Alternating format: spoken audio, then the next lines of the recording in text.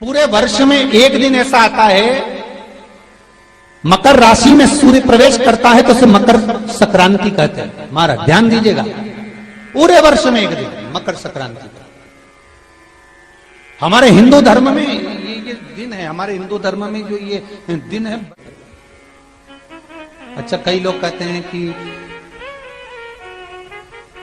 सूर्य की उत्तरायण का क्रम है, ये क्रम है, ये पूजन का क्रम है, तिल्ली के लड्डू का क्रम है, लड्डू बना लो तिल्ली का, इसका क्रम है। पर अगर स्कंद पुराण उठाओ तो स्कंद पुराण में अगर मकर संक्रांति के क्रम को यदि पढ़ोगे तो मालूम पड़ेगा कि पूरे वर्ष में एक दिन ऐसा था जिस दिन भगवान शिव और नारायण, ये दोनों, इसलिए आज भी हिंदू धर्म में गुड़ के लड्डू तिल्ली के साथ मिलाते हैं। क्यों? उसका कारण कि शंकर और नारायण ये दोनों एक ही दिन, एक ही पल गंगा का स्नान करने के लिए जाते, एक ही भगवान शिव।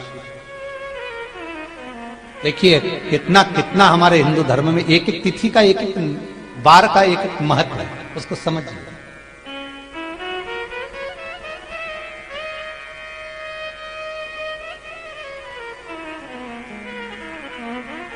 माता लक्ष्मी, भगवान नारायण और भगवान शिव को स्नान के लिए गुप्त रूप से झांकती है।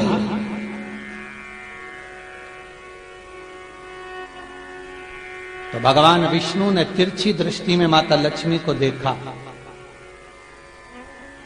तिरछी दृष्टि। तो माता लक्ष्मी को देखकर भगवान विष्णु शिव जी को देखे तो शंकर भगवान ने कहा, नारायण हमने देख लिया, महारानी लक्ष्मी झांक रही है, हमने वर दे दिया है कि लक्ष्मी का एक नाम गुप्त लक्ष्मी रहेगा, ये छुपी रहेगी। और आज मकर संक्रांति के दिन नारायण और शिव का दर्शन इस लक्ष्मी ने करा है। पर जो गुप्त लक्ष्मी का दान दे देगा उसके घर में कभी कोई बड़ी बीमारी प्रवेश नहीं करेगी।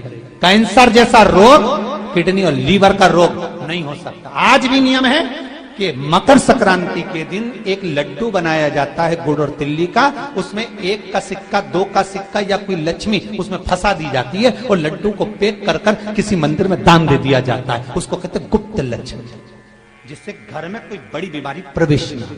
वो केवल मकर संक्रांति को ही होता है। मकर संक्रांति का जो दिवस है वो कोई साधारण नहीं। आप लोग दान करते हो मकर संक्रांति में? कितनी चीजें दान करते हो? और सुहागन माताओं को देते हो ना? क्या देते, कितने देते हो? 13, 14 कितने हैं? 14। कौन से पुराण में लिखा है कि 14 चीज देना चाहिए?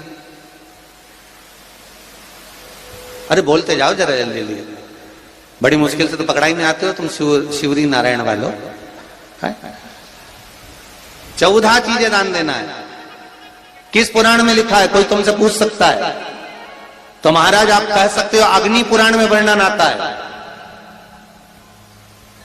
कौन से पुराण में लिखा है? अग्नि पुराण में लिखा। देवऋषि नारद भगवान विष्णु के पास जाकर पूछते हैं, नारायण कृपा करिए। भगवान विष्णु ने पूछा क्या बात है, बोलिए। देवऋषि नारद क्या चाहते, चाहते क्या हो वो बताओ। महाराज हमें इतना सा बता दो, शिव जी के यहां जाते हैं तो पहले उनके द्वारपाल से पूछना पड़ता है अंदर जाने के लिए। ब्रह्मा जी के यहां जाते हैं तो ब्रह्मा जी के द्वारपाल से पूछना पड़ता है। इंद्र के यहां जाते हैं तो इंद्र के द्वारपाल से पूछना पड़ता है।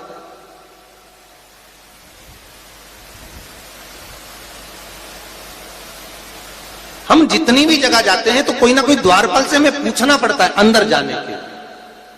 भगवान देवऋषि नारद कह रहे हैं, नारायण से कुछ ऐसी कृपा कर दो कि हमें किसी से आज्ञा लेना ही नहीं पड़े। भगवान विष्णु तो उनकी बात को बस थोड़ा सा सुने और अंदर चले गए। नारद जी को लगा हमारा तो कोई जवाब ही नहीं दिया। नारद जी वहीं पर टिक गए, खड़े रहे, नाम जाप करते थे। विष्णु वापिस आए और देवऋषि नारद से कहा एक काम करो, जब सूर्य मकर में प्रवेश करते हुए उत्तरायण की ओर जावे उस घड़ी उस पल में देवऋषि नारद तुम 14 बार भगवान के नाम का, शिव नाम का दान दे दीजिए, भगवान नारायण के नाम का, राम नाम का, कृष्ण नाम का दान दे दीजिए। अब देखो यहां पर यह नहीं लिखा कि प्लास्टिक का डब्बा दो, समझ लेना जी हो अच्छे से, कि लोगों ने दान को कितना भ्रष्ट कर दिया वो बताया जाएगा। अग्नि पुराण में यह नहीं लिखा कि तुम प्लास्टिक की चाय की चन्नी दो 14, बाल्टी दो 14, या प्लास्टिक का डब्बा दो 14 है। यहां पर यह नहीं लिखा है कुछ भी हो। यहां क्या लिखा अग्नि पुराण में कि मकर संक्रांति के दिन जब सूर्य उत्तरायण भाव में प्रवेश करे, मकर में जावे, उस समय पर देवऋषि नारद तुम्हारे मुख से अगर 14 बार भगवान के नाम का दान 14 जीवों को दे आओगे तो किसी भी देवता के पास जाओगे, तुम्हें परमिशन की जरूरत नहीं पड़ेगी, तुम डायरेक्ट प्रवेश कर जाओगे, डायरेक्ट। अब तुमको अगर वैकुंठ में डायरेक्ट प्रवेश करना हो तो बिना पूछे, तो उसके लिए कहा ही मकर संक्रांति पे दान दो। तो किस चीज का दान देना है हमारा? प्लास्टिक का डब्बा नहीं, बाल्टी नहीं, चन्नी नहीं, फिर किस चीज का दान? तो कहा अगर देवर्षि नारद आप दान दे रहे हो तो 14 नाम का दान दीजिए, 14 जीवों को नाम का दान दे दो, भगवान के नाम का भजन करो। और अगर संसार के लोग दान दे तो किस चीज का? तो के अन्न से बड़ा कोई दान,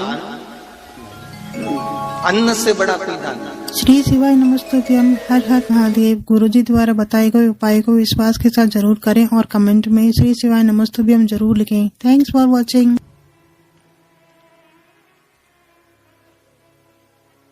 महाराज आज सुंदर पुत्रदा एकादशी भी है।